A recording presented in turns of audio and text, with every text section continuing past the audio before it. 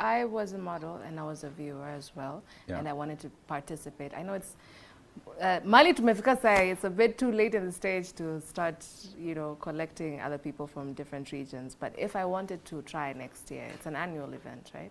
So if I wanted to start next year, how do I sign up? Yeah, so we normally have like a procedure. One, we advertise this through our various social media. We use all social media and also platform like this. Would you like to mention the social media platforms? Yeah, in all pages we are Wezesha Youth Initiative. Okay. Wezesha Youth Initiative. Okay. So once we advertise, we'll get various applications, and we scrutinize. We have to know: are you a young people, a youth? Or the basics. Have you demonstrated commitment to youth agenda? So once we receive these applications, we invite them for the auditions. Okay. So during the auditions, we have a panel which look at things like, it's not, you know, our pageant is not just about beauty. We also look at emotional intelligence, your confidence, your leadership ability, and more.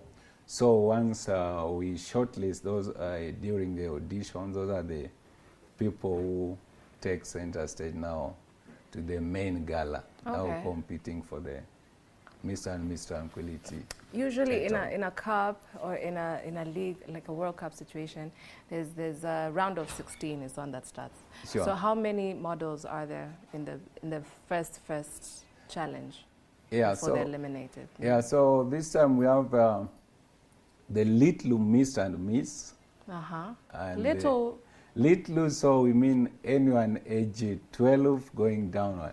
We consider them little Miss and Misses, yeah. Okay. Yeah, so we have the children category, and I don't want to call them adult, but somewhere in between. Yeah, somewhere between. Okay. Yeah, so this is something that we have been doing in the past 4 years now, and it has attracted a lot of attention, and we are happy that that is our unique contribution to the country's struggle. Yeah. Yeah.